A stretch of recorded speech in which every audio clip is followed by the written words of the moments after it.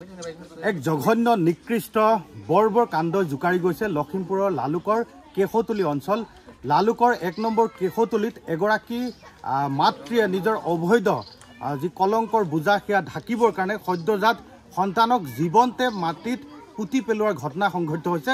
স্বাভাৱিকতে এই ঘটনা এতিয়া সমগ্ৰ অঞ্চলটোত তীব্ৰ চাঞ্চল্যৰ সৃষ্টি কৰিছে। লালুক আৰক্ষী আহি উপস্থিত হৈছে আৰু লালুক আৰক্ষী আহি এই মুহূৰ্তত দণ্ডাধীশলৈ খবৰ কৰিছে। দণ্ডাধীশ আহিব কিছু মুহূৰ্তৰ পিছত আৰু তাৰ পিছত কি সদ্যজাত যি সন্তানক জীৱনতে পুতি পেলোৱা হৈছে সেয়া উদ্ধাৰ কৰা হ'ব। আৰু এই মুহূৰ্তত যিগৰাকী মাতৃয়ে এনে বৰ্বৰ ঘটনা সংঘটিত কৰিছে, জঘন্য ঘটনা সংঘটিত কৰিছে, নিজে আৰক্ষীৰ আগত সেই কথা স্বীকাৰ কৰিছে আৰু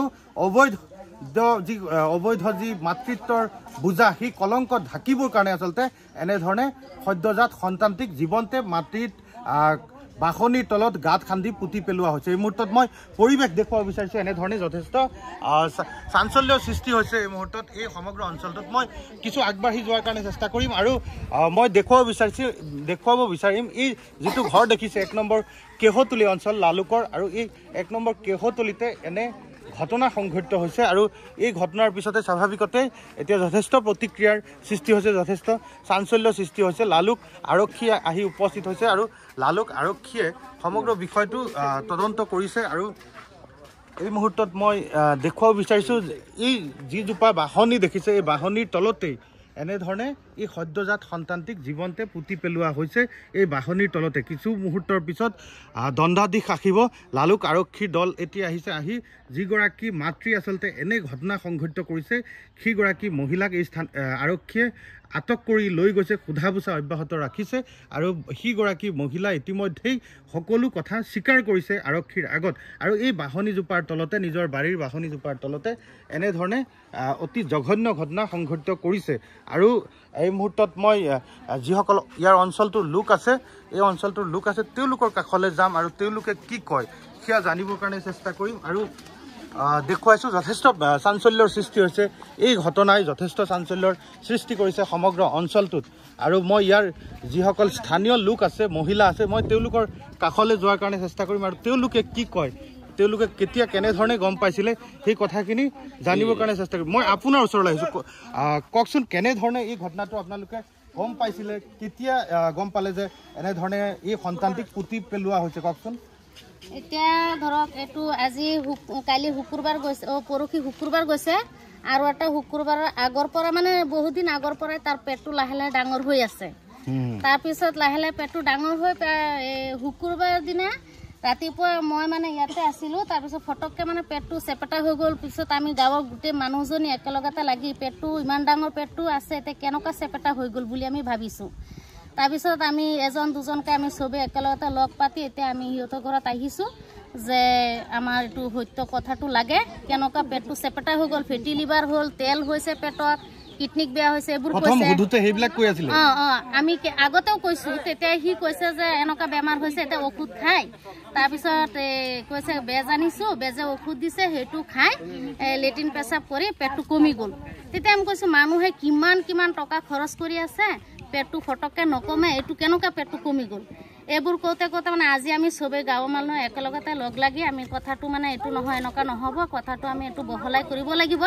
কাৰণ আমাৰ ঘৰৰ ওচৰতে মানুহ আছে, ল'ৰা আছে, ছোৱালী আছে, আজি এজনে কৰিব কালি এজনে কৰিব, এনেকুৱা ক'লেতো নহ'ব, সমাজটো বেয়া হৈ যাব। তেতিয়া আমাৰ সমাজটো ভাল লাগে। আৰু জানিছে যিটো মানুহৰ কথা কৈ আছে সেইটো মানুহ মিছা, এজন মানুহ নহয়, ৰান্ধি হয় এইবিলাক যাতা মানুহৰ লগত। এই যিজনী ছোৱালীজনী বিয়া হৈছে নাই, হাজবেণ্ড আছে? ছোৱালীজনীৰ বিয়া হৈছিলে 3 বছৰ আগত। তেতিয়া মানে ছোৱালীজনীৰ বিয়া হৈছে বুলি তাৰ মাকে লৈ আহিলে যে আমি নিদিওঁ বুলি, এনেকুৱা ডাইভোৰ্চ কৰি ল'লে। ডাইভোৰ্চ কৰাৰ পিছত এতিয়া ঘৰতে বহুত দিন ধৰি ঘৰতে থাকে। আমি ছোৱালীজনী মানে কৈছে মই বিয়া হ'ম বুলি ক'লে মানে তাৰ মাকে বিয়া নিদিয়ে। ঘৰটো আমাৰ খালী হৈ আছে, ল'ৰাটো যেতিয়া বিয়া পাতিম তাৰ পিছতহে ছোৱালীজনীক বিয়া দিম বুলি কৈছে। ল'ৰাটো এতিয়া 14 নে 15 বছৰ হৈ আছে। এতিয়া আপোনালোকে কি দেখিলে, বাচ্চাটো ক'ত পুতি ৰাখিছে? বাচ্চাটো এতিয়া বাহনি গছৰ তলতে ইয়াতে লুকাই থৈছে। আপোনালোকে বিচাৰি উলিয়ালে? আমি নিজে বিচাৰি ওলাইছো। ইয়াৰ যিসকল স্থানীয় মহিলা তেওঁলোকে বিচাৰি উলিয়ালে যে তেওঁলোকৰ যেতিয়া সন্দেহ হ'ল, সন্দেহ হোৱাৰ পিছত তেওঁলোকে বিচাৰি উলিয়ালে বাহনিৰ তলত এনেধৰণে সদ্যজাত সন্তানটিক পুতি ৰাখিছে। যেতিয়া সোধা পোছা কৰিলে, সোধা পোছা কৰাৰ পিছত গোটেই কথাখিনি পোহৰলৈ আহিল যে এই সদ্যজাত সন্তানটিক আচলতে এনেধৰণে জীৱন্তে বাহনিৰ তলত গাঁত খান্দি পুতি ৰখা হৈছে। ইয়াৰ আৰু স্থানীয় যিসকল লোক আছে, মই তেওঁলোকৰ কাষলৈ যাম। তেওঁলোকে কি কয়, তেওঁলোকে কেনেধৰণে তেওঁলোকে দেখিছে বা আপোনালোকে কি কয়, কেনেধৰণে পাইছিলে এই খবৰটো বা কেতিয়াৰ পৰা গম পায় আপোনালোকে? খবৰটোতো আমি পাওঁ আজি বহুত দিন হৈ গৈছে। তাৰমানে যেতিয়া ছোৱালীজনীয়ে পেটখন লাহে লাহে খুলিছে তেতিয়া আমি লাহে লাহে কিছুমান গম পাম, কিন্তু আমি তথ্য নোপোৱাকৈ আমি ধৰিব নোৱাৰিম। যেতিয়া আজি 3-4 দিন হৈছে ছোৱালীজনীৰ পেটখন লাহে লাহে খোলাটো নাইকিয়া হৈ গ'ল। যেতিয়া খোলা নাইকিয়া হ'ল আমাৰ এটা সন্দেহ হৈ গ'ল। সন্দেহ পাছত আমি আহিলোঁ, মহিলা গোট আহিছে, আহি পিনে তাক সোধা পোছা কৰাত লাহে লাহে তথ্যটো সত্যকতা কেতিয়াও লুকাই নাথাকে। এতিয়া ওলাই গ'লে বাহিনীৰ তলত পুতি থৈছিলে, এনেকৈ পুতি থৈছিলে। এতিয়া ছোৱালীজনী এটা কথা কৈছে, অথনি যেতিয়া আমি সুধিছিলোঁ তেতিয়া এই বেলেগ ল'ৰা দুটাৰ কথা নাম কৈছে, এতিয়া আৰু এজন এটা কৈছে, এইটো মিছা কথা। এতিয়া সেই নিজে নিজে কাকবাক ফচুৱাইছে।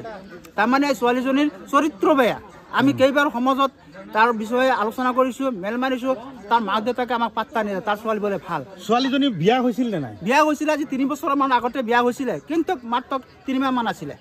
তাৰ মামাক তাৰ কিবা পৰিয়াল লাগে, সেই পৰিয়ালৰ ওচৰতে বিয়া হৈছিলে। মানে যিটো বাচ্চা মাৰি পেলালে এইটো অবৈধ আছিলে? এইটো অবৈধ বাচ্চা আছিলে, অবৈধ বাচ্চা আছিলে। আমি যেতিয়া ছোৱালীৰ ষ্টেটমেণ্ট লৈছোঁ, আমাৰ লগত ডাইৰেক্ট ষ্টেটমেণ্ট কৰিছে এই ছোৱালীজনীৰ মাক আছিলে, মাকে মাৰি পিনে পুতি থৈছে। ছোৱালীজনী ষ্টেটমেণ্ট দিছে।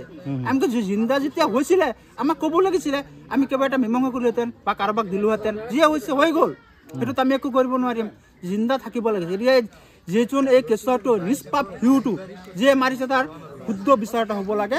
আমি এইটো বিচাৰিছোঁ। আৰু কি বিচাৰে আৰু কি বিচাৰে আপোনালোকে? আৰু বিচাৰোঁ আমি সমাজে এই কুকান্দি কৰা মানুহকেইটাক আমি ইয়াৰ পৰা উচ্ছেদ কৰিম। আমি ৰাইজে উচ্ছেদ কৰিম। ইয়াত থাকিবলৈ আমি নিদিওঁ। তাৰ মাটি নাই, একো নাই। ইয়াত আমাৰ 2 দিনৰ ভিতৰত তাত যাব লাগিব। আমি সিহঁতক আমি জনাম। জনাৰ পিছত যিহেতু যদি নাযায় তেতিয়াহ'লে আমি ৰাইজে সিহঁতৰ ঘৰকেইটা ভাঙি দিম, ইয়াৰ পৰা উচ্ছেদ কৰি দিম। আমি আজি ইয়াৰ কাৰণে আমি ইয়াত থাকিব পৰা হোৱা নাই। এই অৱস্থা হৈ আছে। মানুহে এনেকুৱা কৈ আছে আমাৰ গাঁৱত এনেকুৱা হৈছে, আমি কিন্তু এইটো সহ্য নকৰোঁ। আমাৰ সহ্যৰ সীমা বাহিৰ হৈ গ'ল। তাৰ পৰা আমি উচ্ছেদ কৰিম, ইয়াত আমি থাকিবলৈ নিদিওঁ। ক'ত যাব সেইটো যাক। এনেকুৱা কিবা কাম কৰি আছে আমাৰ মুছলিম জাতিটো ধ্বংস কৰি আছে এই কিছুমান মানুহৰ কাৰণে। নিশ্চয় এনেধৰণে সাধাৰণ লোকসকলৰ মাজত যথেষ্ট ক্ষোভৰ সৃষ্টি হৈছে। আৰু যিটো পৰিয়ালত এই ঘটনাটো সংঘটিত হৈছে, সেই পৰিয়ালটোক এতিয়া ইয়াৰ পৰা উচ্ছেদ কৰাৰ দাবী উত্থাপন কৰিছে। কাৰণ অঞ্চলৰ যিসকল সাধাৰণ লোক আছে তেওঁলোকক যথেষ্ট বদনামী কৰিছে এই ঘটনাটোৱে। আৰু এই ঘটনাটোৰ উচিত তদন্ত বিচাৰিছে। লালুক আৰক্ষী উপস্থিত হৈছে। লালুক আৰক্ষীয়ে সমগ্ৰ ঘটনাটোৰ তদন্ত আৰম্ভ কৰিছে। দণ্ডাধীশো কিছু মুহূৰ্তৰ পিছত আহি উপস্থিত হ'ব। আৰু তাৰ পিছত আচলতে পোহৰলৈ আহিব এই জঘন্য ঘটনাৰ আঁৰত কোনগৰাকী মুখা পিন্ধা লোক আছে, যিগৰাকীয়ে নেকি সেই যুৱতীগৰাকীক বা সেই মহিলাগৰাকীক এনেধৰণে হয়তো বলাৎকাৰ কৰিছিল বা বলাৎকাৰ কৰাৰ পিছত যি অবৈধ সন্তানৰ জন্ম দিবলগীয়া হৈছে বা সেই সন্তানৰ কলংক ঢাকিবৰ কাৰণে আচলতে সেই কলংকৰ বোজা ঢাকিবৰ কাৰণে আচলতে এনেধৰণে হত্যা কৰি বাহনিৰ তলত পুতি ৰাখিবলগীয়া হৈছে। আৰক্ষীৰ তদন্তৰ পিছতহে আচল কথাখিনি পোহৰলৈ আহিব।